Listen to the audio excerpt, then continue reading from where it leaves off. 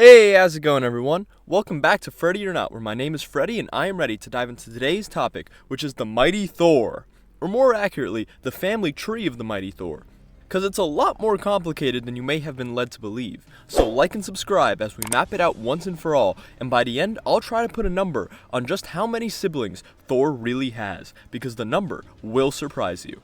Starting off, we have Odin and Loki. We all know Odin and Loki, his father and sibling. Adopted, of course. Well, how true is that really? Let me tell you the story of a guy named Sigmund. You see, Odin once took on the human persona of a guy named Wolf, and with a mortal woman had twins named Sigmund and Siglinde. Now, Sigmund was actually Thor incarnated into a human body, so Siglinde is actually Thor's sister. But, my guy Sigmund here, when he reunited with his sister after many years, was like, Hey, how you doing? But Siglinde was like, wait, aren't you my brother? And Thor hit her with the, hey, it's not incest if we're gods. Although, actually, he said he thought his dad might be more than he seems, and that if that was the case, then it isn't incest, because if you're a god, then it doesn't count. But, Thor didn't really have any evidence here. He just kinda said, I think my dad is sus, so that must mean it's okay to plow my sister. I mean, the leap in logic alone is astounding. And sure, he was technically right that his dad is a god, but he was really gambling on that one, let's be honest. And even if you grant him that, the whole gods are above incest thing rings a little hollow when Thor is constantly talking about how there is little difference between the Asgardians and humans, just a longer life expectancy. We are not gods. We're born, we live, we die, just as humans do. Give or take 5,000 years. Well, putting that aside, the story actually gets weirder, because Sigmund dies, F's in the chat, we lost the real one, and it's later revealed that Siglinde is pregnant. She then dies giving birth to her son Siegfried. But the catch is that Siegfried is actually Thor reincarnated. That's right, there is a canon Marvel comic where Thor impregnates his sister and becomes his own father. Yeah. So, let's add that to the family tree, and get back to some of the more mainstream stuff, like Freya, sometimes called Frigga. She's Odin's wife, but she is not actually Thor's mom despite popular belief. No, his mom is actually Gaia, the earth goddess, and she is someone we will definitely be talking about later. That's right, Odin actually cheated on his wife, which is something we will definitely have to get used to, because Loki is far from Thor's only brother. Take Vidar, the son of Odin, born when Odin cheated on Freya with a giantess named Grid. Vidar Odinson is also married to Solveig, by the way. Odin also has a son named Bragi, who's married to the goddess Idun. Bragi was also previously married to Amora the Enchantress, which means he used to be a part of her family tree, which consists of her sister Lorelei, and Amora's 2 kids. Getting back to Odin, I know what you're probably thinking. Does this guy have any children with his actual wife? Well, yes. But as for how many kids, that's kind of debatable. Let's talk about Baldur. Baldur the Brave, who is the 3rd best king of Asgard, by the way, and deserves way more respect. Baldur is unequivocally the son of Odin and Freya. However, they make it seem like Odin cheated on his wife with Freya when Baldur was conceived, which is strange because it's pretty well established that by that point he was already married to Freya. So did he cheat on his wife with his wife, or what? Regardless, Baldur is their son. Where this gets interesting though is Honir the Hunter, who is listed as the alleged brother of Baldur. Now we know for a fact that he is a son of Odin, which would technically make him at least Baldur's half-brother, but whether Honir is Freya's child is debatable. But this is kinda unlikely for a similar reason as Hermod. You see, Hermod, the god of swiftness, is yet another son of Odin, and unlike Honir, he is not claimed as an alleged brother of Baldur. He's instead listed several times as the son of Odin and Freya. Yet in spite of these claims, that still seems very unlikely. Thor writer Karen Gillan, I don't know if I'm mispronouncing that, I apologize if I am. Actually, I should apologize in advance. There's a lot of complicated names in this one, so please, go easy on me. Anyway, Karen Gillan states that Hermod being Freya's son is just a presumption, and her raising them means nothing, since Odin is known to sleep around, something that infuriates Freya to no end. Also of note is the time when Odin cast the Asgardian people into human guises to avoid Ragnarok, and Heimdall and Sif remained siblings as mortals. Volstagg and his wife remained married, but Hermod became Howie Barker, who was raised by his aunt Frida, who was actually Freya in mortal form. Which means that if Freya had a sister, it would actually be more likely Hermod is her child than Freya's. The final nail in the coffin of this, however, is when Freya states she hadn't other children while Odin had. Which is a very interesting statement since it refers to after Angela was taken, but Balder was born after that point, and actually the whole thing with Angela is pretty messy. To go over that, the Aesir and Vanir had a truce when Odin of the Aesir and Freya of the Vanir got married, but they were supposed to consummate their marriage with children. But a major plot point is that the heir to the Aesir Vanir truce was never made, because Aldrich, aka Angela, Thor's sister, and the eldest child of Odin was stolen by the angels of heaven and presumed deceased. And when Balder was born, there was a prophecy that when Balder dies, Ragnarok would begin, so they hid his true parentage to protect him, which explains why he wasn't the heir. But some people might know, there is another. Tyr, the god of war, Balder's older brother. He was actually already alive when Angela was taken, so I was racking my brain trying to explain why he wasn't actually the heir. But according to Freya's profile on the Marvel webpage, it seems the answer was just that everyone was so depressed about Angela being taken that they just simply refused to care about Tyr's existence. They were like, we need an heir. What about Tyr? Nah. Like, bruh. And they wonder why this guy is evil. Getting back on track, while we know for a fact that Angela, Tyr, and Balder are the children of Freya, it's extremely unlikely that anyone else is due to the Aesir-Vanir Treaty not being considered fulfilled, and Freya's statement that she hadn't other children while Odin had, which means it's likely that Odin cheated on his wife to create Honir and Hermod. In spite of that though, Odin and Freya have finally created the heir with their youngest child, Lausa, Odin's daughter. And yet, due to being conceived in a place that had the remnants of Surtur left behind, she technically has two dads, on some Giorno Giovanna type beat. Meaning the family tree looks something like this so far. Oh, I almost forgot, Angela is married to a woman named Sarah. So this is actually what it looks like.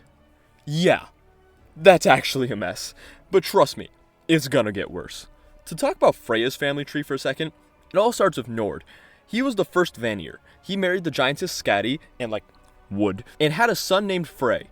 Now, Frey is typically depicted as Freya's brother in legends, but here he's actually her father, because he, with the giantess Gerd, had two daughters, Freya and her younger sister Golvig. Frey also has a sister named Idun, which was previously mentioned to be married to Odin's son Bragi. Which is really weird, because imagine being Freya, alright? Your husband cheats on you and has a son, and then that son marries your aunt. Yikes. That's interesting enough already, but the situation gets way more complicated when you find out that Njord is actually Odin's uncle.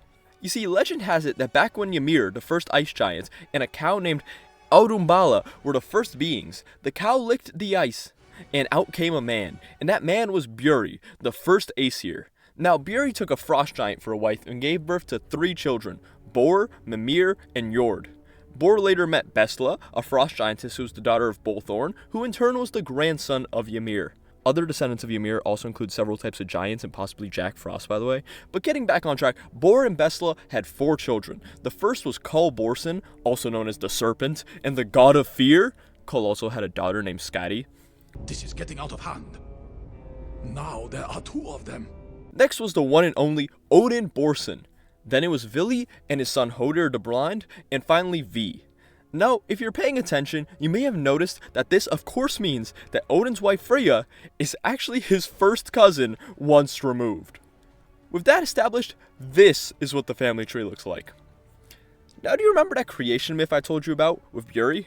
Well, it wasn't quite accurate, because, you see, Buri actually has a father, and quite a few siblings. His father was the primordial being known as the Demiurge, and the Demiurge created several other children alongside Buri, including Tornos, Utgard Loki, Medjed, Nergal, Kemer, Isis, Hippis, Oster, who created the birdmen of Akamat, Amut, the Egyptian devourer of hearts, and is actually the mother of Agamotto, who aka the world's first sorcerer supreme, and the creator of the Eye of Agamotto.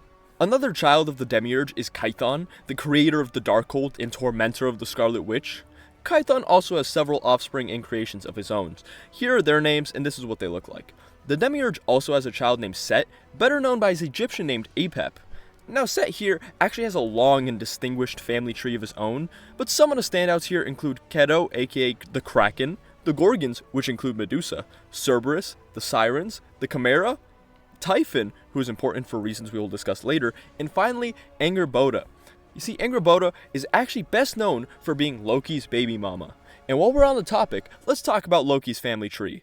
Loki Laufeyson, son of Laufey Farbaudi, is one of three, as he actually has two biological brothers, Byleister and Helblindi. As mentioned before, Angerboda is Loki's baby mama. It was with her that he created some real monsters, like Jormungandr, the Midgard serpent, and the Fenris wolf. But those aren't the only children Loki has. You see, Loki was actually married. He's married to Sigyn, and it's presumed that it was with her that he had Narvi, the child that Odin murdered. Because as punishment, Odin once lashed Loki to a rock with the entrails of his murdered son while a snake slowly dripped its venom onto his face. Now, he technically never named this kid in the comics, but in actual Norse mythology, the murdered child was named Narvi. It doesn't end there, however, because Loki has a daughter named Tess Black, and a son named Son of Satan. Named as such because Loki briefly took the name of Satan. He also has a son named Valley Halfling, who's an immortal that has gone by many names, including Agamemnon, aka the great commander-in-chief of the Greek army from the War of Troy. Loki isn't only a father, however, as Loki is also a mother, because with Svadilfari, he gave birth to the eight-legged horse Sleipnir, which is the horse Odin is always riding around on. Which I always thought was a little messed up, like that's literally his grandson. And of course, you can't talk about Loki's kids without mentioning Hela. Now, Hela has had numerous backstories, but the most recent one is that Hela was created by Bor in an effort to create the Black Infinity Stone of Death, and then Loki adopted her. Which is weird, because that kind of makes it so that Bor's son Odin adopted Loki, and Loki kinda sorta adopted Bor's daughter Hela. Now, Loki isn't only limited to being a parent. No, Loki is also a grandfather. The Midgard serpent has a child named Iceworm, Sleipnir has a son named Grain, and Fenris Wolf is the father of the wolf gods. He is also the father of Himrari, who along with Rain Sinclair gave birth to their child Tyr Sinclair. Fenris Wolf also mated with a frost giantess and created Horfin. And like his father Loki, the Fenris Wolf is also gender fluid, as he is also the mother of Sturm and Drang, who are the first of the storm giants. The father of these two was quite notably the king of Muspelheim, Surtur himself, which means he is not only a father of Loki's adopted sister, but also the father of Loki's grandkids. That also means we should probably add Surtur's daughter Cinder to the family tree. Finally, Valley Halfling, also called Agamemnon, claims to have had hundreds of children throughout the years, to the point that his descendants have banded together to create a group called the Pantheon. What's kind of messed up though is that two of these descendants, Jason and Andromeda, got together and had a daughter named Delphi, which is definitely a distant form of incest, right? I mean, like, dog, they met in a group where the whole premise is that they're all relatives. It's also a little crazy to think about the fact that Loki is bare minimum, a great-great-grandfather, while Thor still doesn't have any kids. At this point, I want to introduce the final link in the family tumbleweed, Thor's mother Gaia. You see, she was actually the final child of the Demiurge, which means Odin had kids with his great aunt, mind you. And notice I said kids plural, because Thor wasn't the only one. Meet Ulir, Thor's older brother. Not half-brother, brother, full-blown. But while we're talking about Thor's siblings, there's one thing we have yet to solve, which is how many siblings does Thor actually have? We have counted all of Odin's sons, but Gaia has far too many kids of her own. She is described as being the mother god of virtually all of Earth's pantheons. So, I'm not just saying Gaia gets around, I'm saying people are coming in and out like it's a rotating door, alright? To be fair though, she is canonically 5 billion years old, so she definitely had time to get busy. In fact, she got too busy, because I am not gonna cover her family tree at length. I refuse. There simply isn't enough time. Instead, I'm just gonna try to find out how many kids she has, so we will know for certain how many siblings Thor has. So buckle in, because it's about to get ridiculous. Through the Demiurge, her own father mind you, Gaia gave birth to Adam Ra, also known as the Demiurge. She also gave birth to the god Thoth.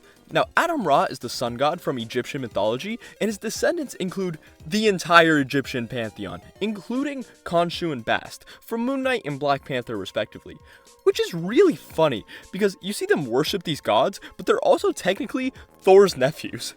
Here we also have the famous Thor villain Seth, who is actually Thor's great-grandnephew, which really gives calm down little bro energy to all of his attacks. Gaia also created who's the father of the spider people, which, no thank you. And Gaia is also the mother of Bathala, Amonsinaya, and Amihan. And I'll note that Bathala has 3 kids, Abolaki, Mayari, and Tala. With the god Tengri, Gaia had Erlek, Koyash, Kuara, and Ulgan. With Izanagi, Gaia gave birth to the Japanese gods Susanoo, Amaterasu, and Tsukuyomi, names you might be acquainted with if you watch Naruto, since all of Itachi's attacks are named after deities. This is what their family tree looks like, by the way. Gaia also then gave birth to Uranus, and then after sleeping with him, let me rephrase that, after Thor's mom slept with Thor's brother, she gave birth to 3 Cyclopses, 3 Centimanes, 12 Titans, 3 Furies, and the Olympian Gigantus. And while they never state how many Gigantus there are, for reference, in Legends, there were about 100. All of which are Thor's siblings, mind you. And if you couldn't tell by this point, this directly connects them to the entire Olympian pantheon in their extensive family tree. This also creates the ridiculous fact that Thor is actually Zeus's uncle. Through Tartarus, Gaia gave birth to Typhon, who, if you remember, had kids with Echidna, which means Echidna had kids with her first cousin once removed. With Larbinel, Gaia gave birth to the Celtic gods Nuada, Dagda, Ogma, Lear, Badb, Macha, and Morrigan, which means when Lear tried to steal Sif from Thor, that was actually his brother trying to steal his girl. This is what their family tree looks like, by the way. Gaia also gave birth to the Hindu gods Brahma, Vishnu, and Shiva, connecting her to the family tree of Hindu gods. Through Rangi, Gaia gave birth to Miluhai, Kanoloa, Ku, and Lono, connecting her to the Akua family tree. With Anu, she gave birth to Dagon, Iana, and Martu, making her a part of the Anunnaki family tree. And with Hodiak, Gaia had Sedna, Nanook, Negafox, Turok, and Nilvana, connecting her to the Inua family tree. Through Buluku, Gaia had Anasi, Mahu, and Lusa, connecting her to the Vodou family tree, and with Rod, she gave birth to Prasmius, connecting her to his family tree. Gaia also gave birth to the god Huitzilopochtli, and she is allegedly the mother of Valka. And in Fear Itself, issue 7.2, she is seen with a random baby. For those keeping count, that means Thor has 1 adopted brother, 1 actual brother, 9 half-siblings through his father Odin, and roughly 167 half-siblings on his mother's side, assuming you count 100 Gigantus. And there we have it, folks. We have finally covered the entirety of Thor's family tree, a task that was miles more difficult than it had any right to be, by the way. But I guess I shouldn't have expected anything else since it's the family tree of a god. But hey, we got through it. So thanks for watching. Be sure to smash that subscribe button, and I'll catch you in the next one. Peace.